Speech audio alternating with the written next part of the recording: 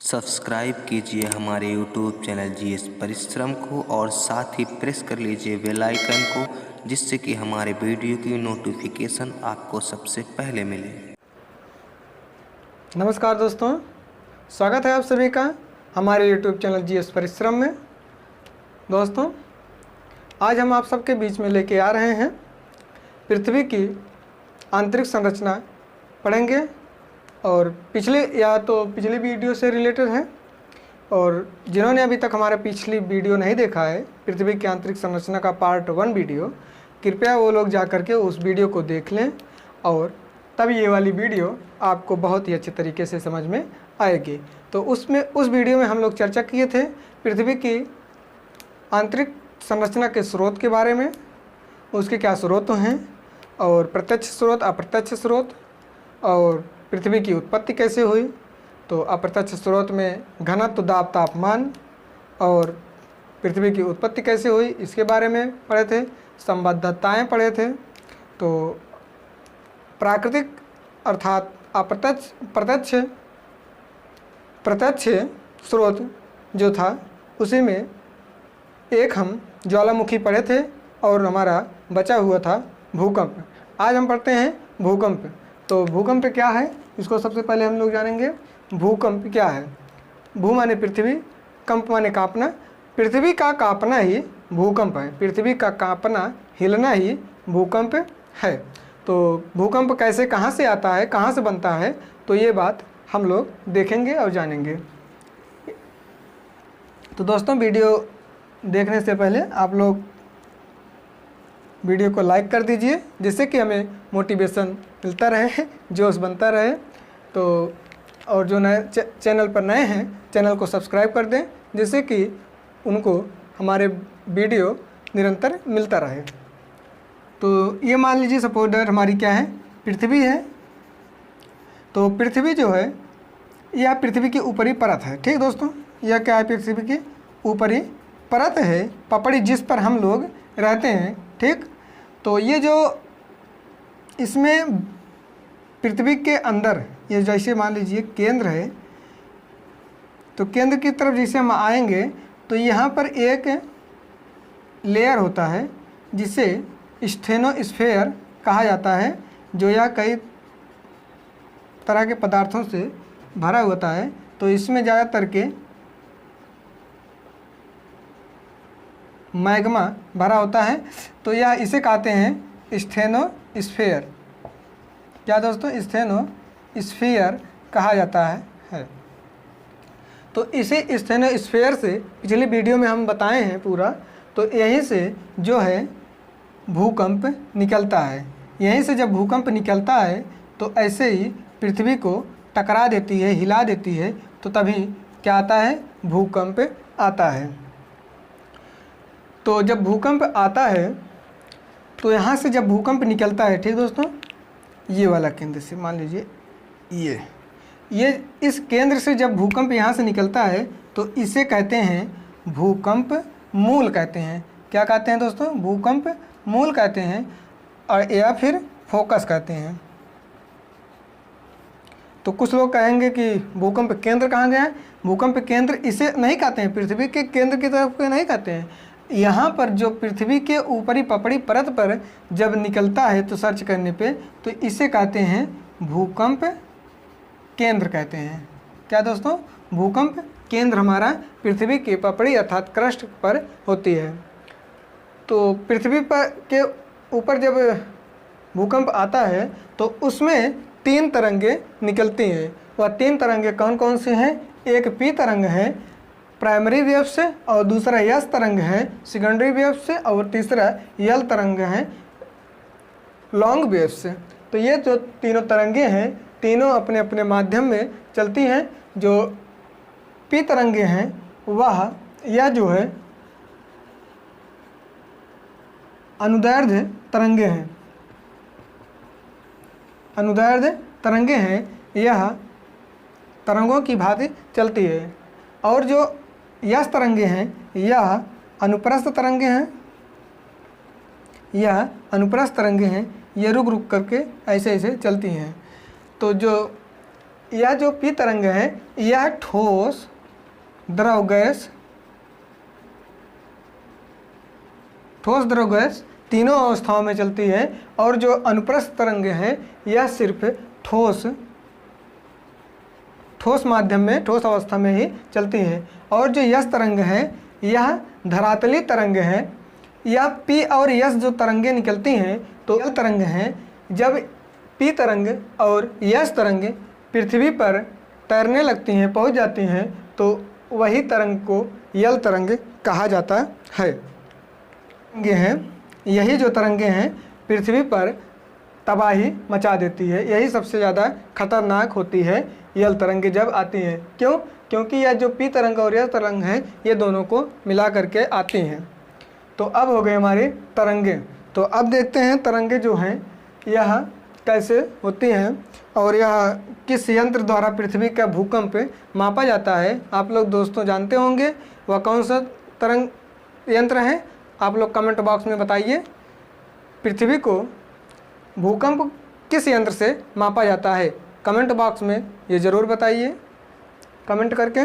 तो अब आते हैं पृथ्वी के केंद्र के तरफ अंदर हम लोग पी और एस तरंग भेजेंगे। हमारा पृथ्वी का क्रस्ट भाग है, ठीक दोस्तों, ये पृथ्वी का क्रस्ट भाग है। क्या है? क्रस्ट भाग है। और ये मेटल का भाग है, मेटल का भाग है। और ये जो बचता है ये कोरोड का भाग है। तो यह क्या है? केंद्र है। इसे, यह जो है अर्ध तरल पदार्थों से बना हुआ है। जो कोरोड है इसे दो भागों में बांटा गया है। वह कौन कौन से दो भाग हैं? आउटर कोर, कोरोड को कोर भी कहा जाता है दोस्तों। पिछली वीडियो में आप लोग देख लीजिए, लिंक डिस्क्रिप्शन बॉक्स में दिया गया है। और इसे इनर कोर भी कहा जाता है। और जो मेंटिल होता है इसे भी दो भागों में बांटा गया है। एक है अपर मेंटिल और दूसरा नीचे वाला है जो लोअर मेंटिल। और क्रस्ट को भी दो भागों में बांटा गया है, एक अपर क्रस्ट और दूसरा है लोअर क्रस्ट।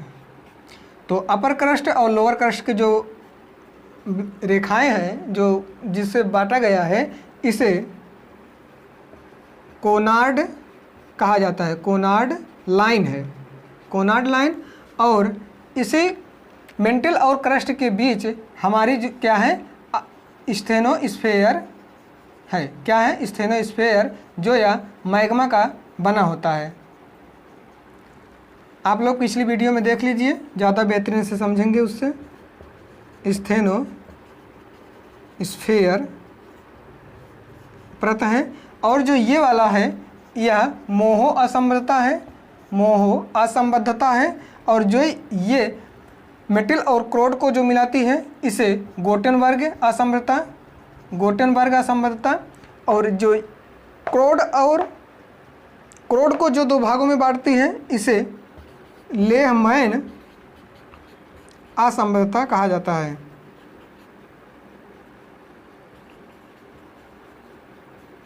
लेहमैन असंबद्धता कहा जाता है। जो क्रस्ट का घनत्व होता है, तो अब देखिए, अब हम पी तरंग और एस तरंग को पृथ्वी के अंदर केंद्र की तरफ भेजेंगे। तो वह कैसे जाएगा? तो ये जो हमारी, मान लीजिए हम पी तरंगे जो भेज रहे हैं वह किस यंत्र से, आप लोग कमेंट बॉक्स में दे दीजिए। तो यह है सिस्मोग्राफ यंत्र से पता करते हैं। तो जो पी तरंगों को हम लोग भेजेंगे तो स्टेनोस्फेयर जो है, ये स्टेनोस्फेयर जो तरंग परत है, जब यहाँ पर आएंगी हमारी पी तरंग, तो यहाँ से जब इसे पार करेगी तो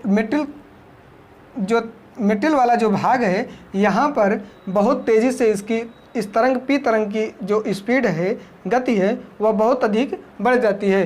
तो यह जब आती है गोटेनबर्ग असंबद्धता पर, मोहो असंबद्धता पर, इसकी और गति बढ़ जाती है। इसी तरीके से जो पी तरंग हैं यह तीनों माध्यम में चलती है, ठोस, द्रव, गैस। तो जहाँ पर यह जो है किसी भी तरह का जो अवस्था आएगा तो वह पार करते हुए केंद्र में पहुंच जाएगी। अब आते हैं यस तरंगे पर। यह यस तरंगे किस माध्यम में चलती है? सिर्फ ठोस माध्यम में ही चलती हैं। ठोस माध्यम में ही केवल चलती हैं। तो इस तरीके से जब स्टेनोस्फीयर लेयर पर पहुंचती हैं तो यह इसकी गति एकाएक बढ़ जाती है। इस तरीके से जब मेंटल पर पहुंचती हैं तो पुनः इसकी गति बढ़ जाती है। इस तरीके से जब गुटेनबर्ग पर आती है तो इसकी जो गति है एकाएक रुक जाती है। जब यह गति रुक जाती है तो इससे स्पष्ट होता है पृथ्वी के केंद्र जो है वह अर्ध तरल से बना हुआ है, अर्थात द्रव और गैस से बना हुआ है। किससे दोस्तों? द्रव और गैस जैसे पदार्थों से मिलकर के बना होता है। तो ये है पी और यस तरंगे। तो अब आते हैं हमारी यल तरंगे।